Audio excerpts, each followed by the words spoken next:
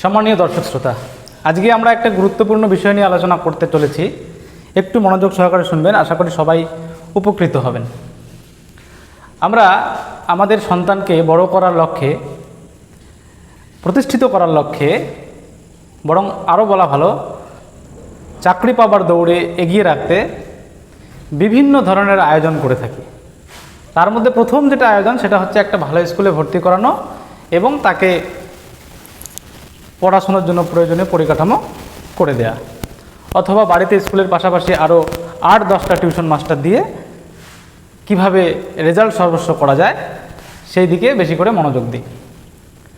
এবার গ্রামের স্কুলে ভালো রেজাল্ট করলো, ভালো রেজাল্ট করার পরে দেখা যাবে যে মাধ্যমিক বা উচ্চ মাধ্যমিকের পরে নিকটবর্তী বা দূরবর্তী কোনো শহরে উচ্চশিক্ষার স্বার্থে পাঠানো হলো। কিন্তু এটা অবিশ্বাস্য হলো সত্যি যে বাড়িতে থেকে সাফল্য পাওয়ার পর ছেলেগুলো যখন বাইরে যাচ্ছে তাদের মাত্র 7-8% স্টুডেন্ট সফল হচ্ছে। তাহলে এখানে ভাবার বিষয়, যখন বাড়িতে থাকলো ভালো রেজাল্ট, বাড়ি থেকে বেরিয়ে গিয়ে যখন তারা স্বাধীন পরিবেশে পড়াশুনো করছে তখন সফলতার হার হচ্ছে 7-8%। এটা কেন? আসুন আমরা এরই উত্তর খুঁজে বের করার চেষ্টা করি। এখানে 3টে ফিগার দেখতে পাচ্ছেন, এগুলো নিয়ে আমরা পরে আলোচনা করব। তার আগে আমরা যে গুরুত্বপূর্ণ বিষয়টি নিয়ে আলোচনা করব সেটা হচ্ছে আমাদের মস্তিষ্ক। আমাদের মস্তিষ্কের একটা অংশ হচ্ছে ফ্রন্টাল কর্টেক্স। ফ্রন্টাল কর্টেক্স, ভালো করে বিষয়টা বুঝবেন। এই ফ্রন্টাল কর্টেক্সের কি কাজ? এই ফ্রন্টাল কর্টেক্সের কাজ হচ্ছে গ্রে ম্যাটার নিঃসরণ করা। গ্রে ম্যাটার,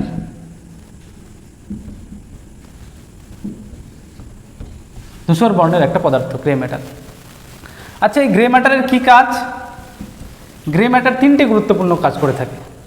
প্রথমত, এটা হচ্ছে আমাদের সিদ্ধান্ত গ্রহণে সহায়তা করে, ডিসিশন মেকিং, সিদ্ধান্ত গ্রহণ। দ্বিতীয় কি কাজ করে থাকে? ইনফরমেশন প্রসেসিং বা তথ্য প্রক্রিয়াকরণ। তথ্য প্রক্রিয়া, এটা কি জিনিস? অর্থাৎ বাইরে থেকে আমরা যে তথ্যগুলো মস্তিষ্কে ঢোকাই সেগুলো সঠিকভাবে অ্যানালাইসিস করে স্টোর করতে সহায়তা করে এবং সেটা রিকল করতে সহায়তা করে। অর্থাৎ যখন একটা স্টুডেন্ট পড়লো, তারপর যখন তার পরীক্ষা হবে, পরীক্ষার হলে গিয়ে সঠিকভাবে সব কিছু মনে করে পরীক্ষার খাতা সঠিকভাবে তুলে দিয়ে আসা, এটা একটা রিকলের অংশ বিশেষ বলা যেতে পারে। তাহলে এই গুরুত্বপূর্ণ কাজগুলো করে। তো যখন স্টুডেন্ট বাড়িতে থেকে স্বাভাবিক পরিবেশে স্বাভাবিক ছেলে মেয়ের মতো আচরণ করে পড়াশুনো করছে, তখন তার গ্রে ম্যাটারটা স্বাভাবিক থাকছে, স্বাভাবিক কাজগুলো করতে পারছে। এবার যখন বাইরে যাচ্ছে তখন কি এমন ঘটছে যে সে আর করতে পারছে না, মানে সঠিকভাবে এই সিদ্ধান্তগুলো নিতে পারছে না, তথ্য প্রক্রিয়াকরণ হচ্ছে না, তার রিকল হচ্ছে না। এটা মূলত 2টি কারণে হয়। যখন বাইরে গিয়ে পড়াশোনা শুরু করলো, ম্যাক্সিমাম যারা অসফল হয় তাদের মধ্যে 2টো অভ্যাস তৈরি হয়। ঠিক আছে, প্রথম অভ্যাসটি হচ্ছে মাদক সেবন এবং দ্বিতীয় যে অভ্যাসটি তৈরি হয় সেটি হচ্ছে অশ্লীল ভিডিও, ছবি বা পর্নোগ্রাফি, আপনি যাই বলুন না কেন, এই জিনিসগুলোর প্রতি আগ্রহ কিন্তু বাড়তেই থাকে। যখন এই জিনিসগুলোর প্রতি আগ্রহ বাড়তে থাকে তখন কি হয়, মস্তিষ্কে একটা বিশেষ কি বলবো, এটা নিউরো ট্রান্সমিটার বলা হয় এটাকে, যার নাম হচ্ছে ডোপামিন। ডোপামিন, ভালো করে বুঝুন। এই ডোপামিন যখন কেউ কোকেন, ড্রাগস, মাদক ইত্যাদি সেবন করে তখন সাধারণত আমাদের যা ডোপামিন খরিত হওয়ার কথা তার থেকে প্রায় 200% বেশি ডোপামিন খরিত হয়। বোঝা গেল? আবার যখন অশ্লীল ভিডিও দেখে তখন স্বাভাবিকের তুলনায় 250% ডোপামিন বেশি খরিত হয়। এবার তাহলে আপনি বলবেন ভালোই তো, ডোপামিন খরিত হচ্ছে, ভালো তো। ডোপামিনের কাজটা কি একটু সংক্ষেপে বলে নিই। ডোপামিনের কাজটা হচ্ছে মস্তিষ্ককে অতি উত্তেজিত করে বা অতি সক্রিয় করে। তাহলে এখন আপনি বলবেন ভালোই তো, তাহলে এখানে বেশি করে ডোপামিন খরিত হচ্ছে, মদ মাতক অশ্লীল ভিডিও দেখছে, তাহলে এক্ষেত্রে ডোপামিন বাড়লে তো তার মস্তিষ্কের সক্রিয়তা বাড়বে। ব্যাপারটা এরকম নয়। ব্যাপারটা আপনাকে খুব সহজভাবে বলি আমি। আমাদের যে ইলেকট্রনিক ডিভাইসগুলো আছে, যেমন ধরুন ফ্রিজের একটা নির্দিষ্ট, ফ্রিজটা চলার জন্য একটা নির্দিষ্ট ভোল্টেজ দরকার। এবার যদি কোনো কারণে ধরুন এখানে 500 ওয়াট আমার একটা ভোল্টেজ দরকার বা 500 ওয়াট বিদ্যুৎ দরকার, সেখানে কোনো কারণে বেড়ে গিয়ে সেটা 5000 ওয়াট হলো। এবার তাহলে বলুন কি হবে? তাহলে যে সিস্টেমটা আছে ফ্রিজের, সেই সিস্টেমটা ফেল করবে, ফ্রিজটা ব্লাস্ট হবে, তাই তো? হতে পারে। ঠিক এই জিনিসটাই আমাদের মস্তিষ্কে এই ডোপামিনের সঙ্গে জড়িত। ডোপামিন মূলত একটা নিউরো ট্রান্সমিটার। এই ডোপামিন হচ্ছে মস্তিষ্কের যে স্নায়ু রয়েছে এবং আমাদের দেহের যে স্নায়ু রয়েছে এবং যে বিভিন্ন দেহ কোষ রয়েছে, এইগুলোর মধ্যে সমন্বয় সাধন করে। ফলে আমাদের এই গ্রে ম্যাটারের লেভেলটা ঠিকঠাক থাকে এবং আমাদের মস্তিষ্ক ঠিকঠাকভাবে এই সিদ্ধান্ত গ্রহণ, তথ্য প্রক্রিয়াকরণ এবং রিকলিংয়ের কাজটা ভালো করতে পারে। কিন্তু যখন এই ডোপামিনের লেভেলটা বেড়ে যায়, তখন আর মস্তিষ্ক স্বাভাবিক থাকে না, মস্তিষ্ক স্বাভাবিক কর্মকাণ্ডে আনন্দ খুঁজে পায় না। বুঝতে পারলেন বিষয়টা? ডোপামিন বেশি খরিত হয়ে গেছে। যেমন ধরুন যারা স্বাভাবিক মানুষ, তারা কি ফ্যামিলির সঙ্গে কথা বলা, তাদের সঙ্গে একটু বসে চা খাওয়া, একটা ভালো গল্পের বই পড়া, কিংবা একটা ভালো কোথাও ঘুরতে গিয়ে আনন্দ উপভোগ করা, এই যে বিষয়গুলো, এই বিষয়গুলোর মধ্যে তারা আর আনন্দ খুঁজে পায় না। তাদের মস্তিষ্ক অতি সক্রিয় হয়ে ওঠে। ফলে তারা ড্রাগে আনন্দ খুঁজে পায়, কিংবা তারা অশ্লীল ছবি, ভিডিও ইত্যাদিতে আনন্দ খুঁজে পায়। যখন এই জিনিসটা হওয়া শুরু করে, ডোপামিন যখন বেশি করে খরিত হতে থাকে, তখন তাদের এই চাহিদাগুলো আরও বেড়ে যেতে থাকে। ফলে তাদের মস্তিষ্কে কী হয়? ক্ষত তৈরি হয়। দেখা গেছে গবেষণা করে তাদের সুস্থ মস্তিষ্কের পজিশন হচ্ছে 1, এটা হচ্ছে 2, এটা হচ্ছে 3। এটা হচ্ছে সেই সমস্ত বাচ্চাদের মস্তিষ্ক যে সমস্ত বাচ্চারা ড্রাগ কিংবা অশ্লীল ছবির সঙ্গে যুক্ত নয়। তাদের মস্তিষ্ক একদম স্মুথ, দেখতেই পাচ্ছেন, তাদের মস্তিষ্ক একদম স্মুথ।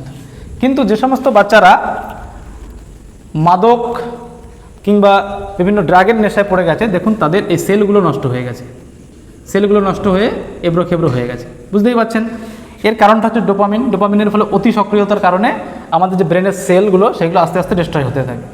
তো স্বাভাবিকভাবেই মাদকের তুলনায় বেশি ক্ষতিগ্রস্ত হবে যদি কেউ অশ্লীল ভিডিও, ছবি, পর্নোগ্রাফি ইত্যাদিতে আসক্ত হয়ে পড়ে।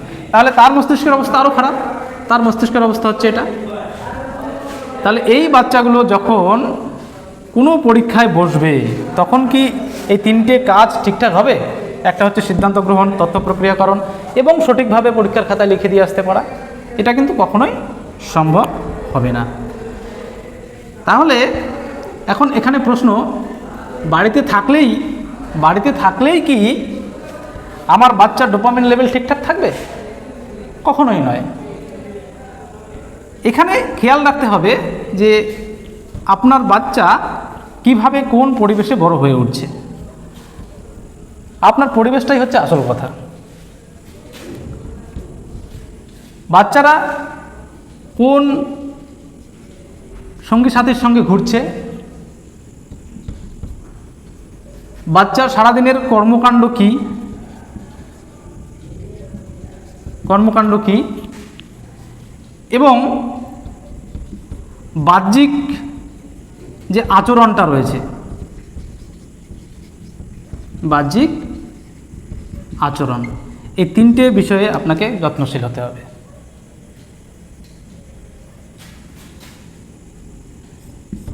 বাচ্চা কোন সঙ্গী সাথীর সঙ্গে ঘুরছে, এটার উপর নির্ভর করে অনেক কিছু।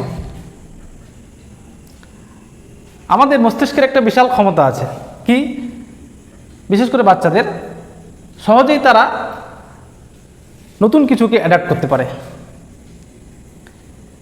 এবার যদি স্বাভাবিকভাবেই বাচ্চাদের কোনো বাচ্চার যদি সঙ্গী সাথী খারাপ হয়, তারা যদি অ্যাডিক্টেড থাকে বিভিন্ন বদনেশায়, তাহলে স্বাভাবিকভাবেই ওই বাচ্চাটিও খুব দ্রুত কনভার্ট হয়ে যাবে। এই জন্য বন্ধু সিলেকশনটা একটা সাকসেসের কিন্তু গুরুত্বপূর্ণ স্টেপ। পাশাপাশি সেই বাচ্চা সারাদিনে কি করছে, পড়ছে না খেলছে না মোবাইল ঘাঁটছে, এগুলো আপনাকে খেয়াল রাখতে হবে। এখানে যেটা সর্বনাশা বিষয় সেটা হচ্ছে মোবাইল। এখন বুঝতেই পাচ্ছেন একটা জেনারেশন গ্যাপ হয়ে গেছে। আপনারা যারা বাচ্চা মানুষ করছেন, সব থেকে যেটা গুরুত্বপূর্ণ সমস্যা সেটা হচ্ছে জেনারেশন গ্যাপ।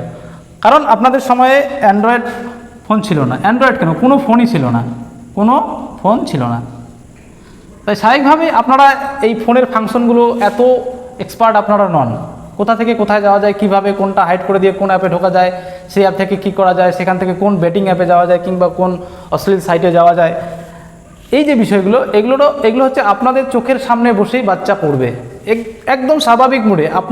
আপনি বসে চা খাচ্ছেন, টিভি দেখছেন, আপনার সামনে বসে বাচ্চা মোবাইল ঘাঁটছে, আপনি হয়তো ভাবছেন কোনো গল্পের বই পড়ছে, কোনো পিডিএফ পড়ছে, কোনো ভালো ভিডিও দেখছে, ঠিক আছে, আপনাকে বলছেও সে কথা, কিন্তু দুর্ভাগ্যজনকভাবে একটা জেনারেশন গ্যাপ হওয়ার কারণে ও যে সেখান থেকে সুইপ করে অন্য জগতে চলে গেছে, আপনি ধরতে পারছেন না। এর ফলে কি হচ্ছে, তার যে ডোপামিন লেভেলটা যেটা আমি বলেছিলাম, সেই ডোপামিনটা বেশি খরিত হচ্ছে এবং আস্তে আস্তে কি হচ্ছে, তার মনঃসংযোগের ক্ষমতাটা সেটা বিঘ্নিত হচ্ছে। একদম এটা আমাদের সবার অত্যন্ত চিন্তা ভাবনার বিষয়। আগে তো বাচ্চারা ইউটিউব দেখতো, কিছুদিন আগেও প্রায় 3, 4, 5, 7 বছর আগে বাচ্চারা ইউটিউব দেখতো। এখন ইউটিউবের বড় বড় ভিডিও দেখার সময় তাদের নেই, তারা এখন দেখে শর্ট ভিডিও তারা দেখে। সেই ভিডিওগুলো কত সেকেন্ডের, 8 সেকেন্ডের, 10 সেকেন্ডের, 20 সেকেন্ডের, 20 সেকেন্ডের, 22 সেকেন্ডের, এরকম ভিডিও দেখে। মানে তারা যে 5 মিনিট, 7 মিনিট, 20 মিনিট ব্যয় করে একটা ভিডিও দেখবে, সেই সময়টাও তাদের নেই, বা সেই বলা ভালো তার সেই ধৈর্যটা নেই। তো এই বিষয়গুলো আস্তে আস্তে বাচ্চার যে আচরণ, সেই আচরণের মধ্যে প্রভাব বিস্তার করে। ফলে বাহ্যিক যে আচরণটা, তার আচরণের মধ্যে একটা কিন্তু পার্থক্য চলে আসে। স্বাভাবিকভাবেই তখন সেই বাচ্চাটার ডোপামিন বেশি করে খরিত হতে থাকে এবং ব্রেনের সেলগুলো আস্তে আস্তে নষ্ট হতে থাকে। ফলে অশ্লীল কর্মকাণ্ড, মাদক, গাঁজা, ভাং, এইগুলোতে আস্তে আস্তে বাচ্চাটা বেশি অ্যাডিক্টেড হয়ে যাবে এবং সে রেজাল্ট থেকে দূরে সরে যাবে। আমি বলবো সে কতটা পড়াশুনো করে এটার থেকেও বেশি দরকার তার চিন্তাভাবনা, অ্যাক্টিভিটিগুলো সুস্থ স্বাভাবিক আছে কিনা। কোনো বাচ্চার যদি চিন্তাভাবনা, অ্যাক্টিভিটি সুস্থ স্বাভাবিক থাকে, তাহলে তার পড়াশোনা এমনি হবে। যখনই তার অ্যাক্টিভিটিটা স্বাভাবিক হবে না, আপনি যতই বাইরে থেকে সাপোর্ট দেওয়ার চেষ্টা করুন না কেন, সে কিন্তু আস্তে আস্তে বিগড়ে যাবে।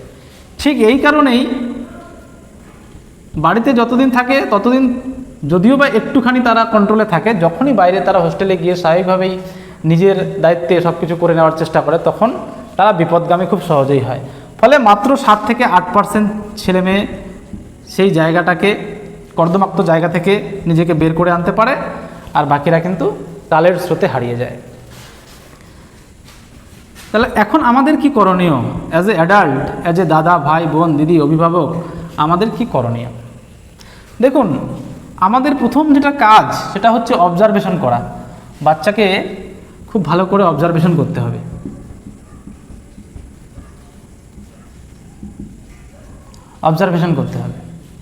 অবজারভেশনটা কি, অর্থাৎ তার অ্যাক্টিভিটিগুলো কি, সে কোথায় যাচ্ছে, কার সঙ্গে মিশছে না, এইগুলো আমাদের খুব ভালো করে খেয়াল রাখতে হবে।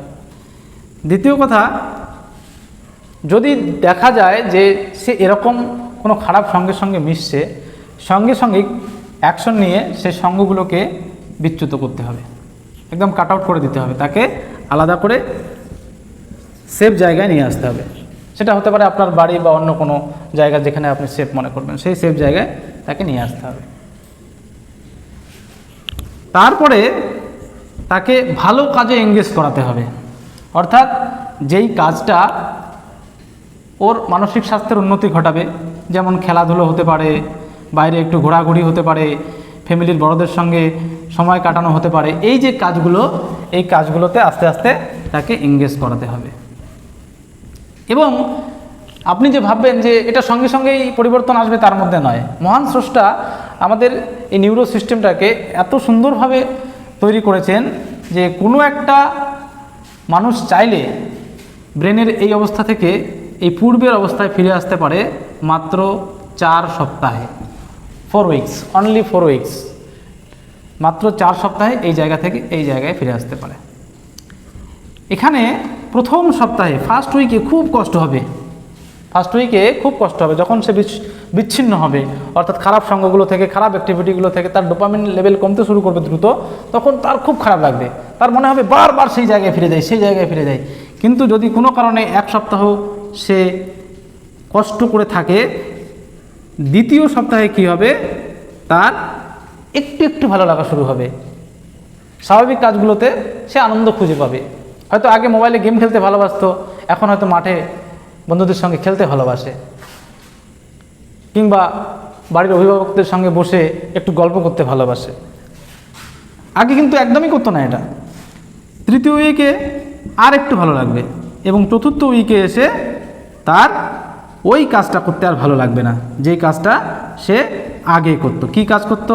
অশ্লীল ভিডিও দেখতো, তারপরে আপনার বাকি যে অ্যাডিকশনগুলো ছিল সেগুলো কিন্তু আর তার করতে ভালো লাগবে না। কিন্তু হ্যাঁ, এখানে মনে রাখতে হবে, যদি কোনো কারণে সে আবার ওই আগের সঙ্গে যুক্ত হতে পারে, তাহলেই কিন্তু আপনার পুরো প্ল্যান শেষ।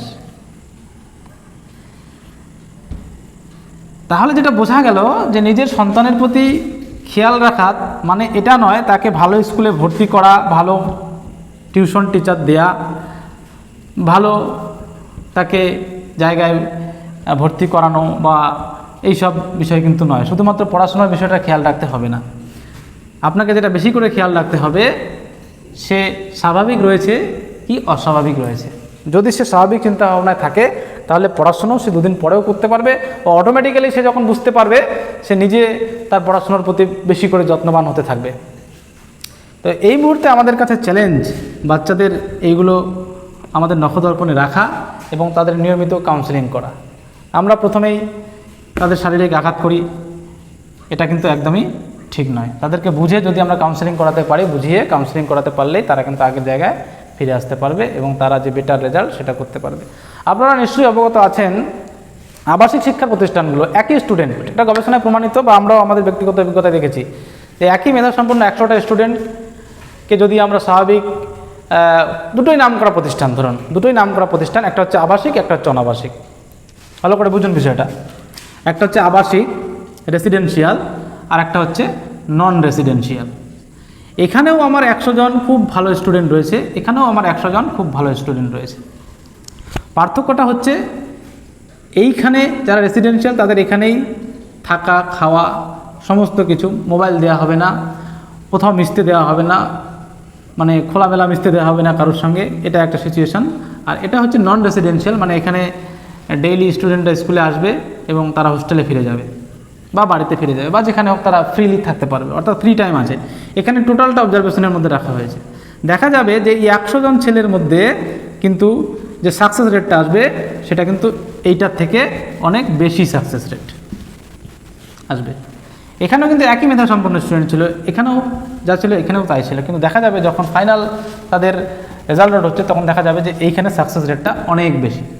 এর মূলে কি কারণ বলুন তো? এর মূলে যেটা মেন কারণ হচ্ছে যে তার কোনো অ্যাডিকশন নেই, তার মোবাইলের যে ঘনিষ্ঠতা মোবাইলের সঙ্গে সেটা নেই, তার অতিরিক্ত বন্ধুবান্ধব নেই, ফেসবুকে বার্থডে স্ট্যাটাস রিল বানানোর টেন্ডেন্সি নেই, ঠিক আছে? এই বিষয়গুলো থেকে যদি বাচ্চাকে বের করে সেপারেটলি রাখা যায়, তাহলে আপনার বাচ্চা যেখানেই থাকুক না কেন নিশ্চিত ভালো রেজাল্ট করবে। ধন্যবাদ, আশা করি ভিডিওটি ভালো লেগেছে। নিজের প্রিয়জনদের সঙ্গে শেয়ার করুন এবং অবশ্যই আমাকে সাপোর্ট করুন। ধন্যবাদ।